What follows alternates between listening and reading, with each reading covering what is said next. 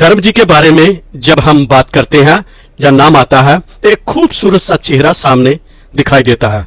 एक हट्टा कट्टा चेहरा, जिन्हें हम पंजाब का पुत्र कहते हैं, याद आता है। इनके बहुत से किस्से आपने सुने भी होंगे, लेकिन दोस्तों आपको मालूम है जब इन्होंने अपनी पहली फिल्म दिल भी तेरा हम भी तेरे जो 1960 में रिलीज हुई थी, उसका जो उनको बता मिला था, उससे उन्होंने एक बहुत ही अच्छी कार खरीदी थी और इस कार में वो अपने बड़े भाई को लेके घुमा करते थे मुंबई में। दोस्तों इसके बारे में मैं और बताऊं, कृपया मेरे चैनल को सब्सक्राइब कीजिए और बेल आइकन की घंटी बजाना ना भूलें ताकि आपको मेरी आने वाली नई वीडियो मिल सके।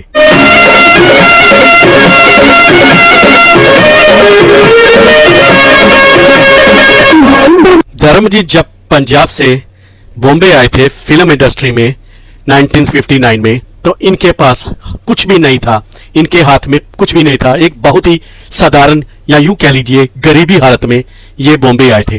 धर्म जी ने एक इंटरव्यू में खुद ही बोला था कि जब ये अपनी पहली फिल्म कर रहे थे दिल भी तेरा हम भी तेरे, उनके पास खाने के लिए भी पैसे नहीं थे और वो इश्क बोल एक बार खा गए थे और जिसके कारण उनको लूज मोशन लग गए थे, या लूज मोशन मीन्स टॉयलेट पे बार बार जाते थे। तो डॉक्टर के पास जब लेके गए तो डॉक्टर ने बोला इनकी तबीयत खराब नहीं, इनको खाना दीजिए, इनकी प्रॉब्लम दवा नहीं खाना है। तो धर्म जी ने ऐसे इंटरव्यू में खुद बताया था और ये भी बोला था उनके पास बहुत ही बुरे हाल थे। पंजाब तो छोड़ के आ चुके थे लेकिन वो नाकाम होके वापस पंजाब नहीं जाना चाहते थे। तो जैसे ही उनको पहली फिल्म मिली और उसका जो पैसे मिले, उन्होंने एकदम कार खरीद ली और भाई को बोला कि ये कार हम टैक्सी के तरीके पर यूज करेंगे अगर हमें आगे फिल्में नहीं मिली। तो उन्होंने ये कार एज ए काम के लिए खरीदी थी ताकि वो इसको टैक्सी के लिए यूज कर सके। तो इसके बड़े भाई को भी आइडिया बहुत पसंद आया। दोस्तों अगर इनको और फिल्में ना मिलती तो ये टैक्सी चलाते होते और हमें इतना बड़ा सुपरस्टार देखने को ना मिलता। लेकिन वही कहते हैं ना, किस्मत होती है, जिसके नसीब में जो लिखा होता है उसे वही मिलता है। धर्म जी को भी ऐसा हुआ। उसके बाद उनको शोला और शबनम मिली और उसके बाद उनको और भी बड़ी फिल्में मिली और वो बिना सोचे समझे फिल्म पर फिल्म करते रहे ताकि गरीबी से लड़ा जाए।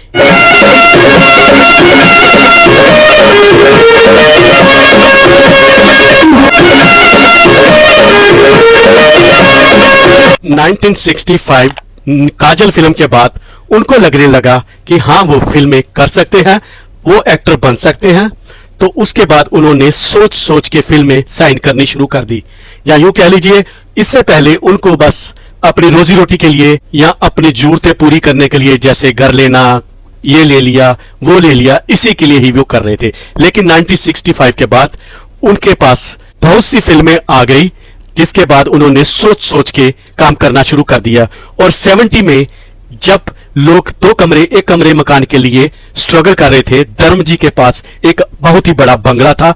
यह बात एक बार गुरबचन ने अपनी इंटरव्यू में शेयर की थी।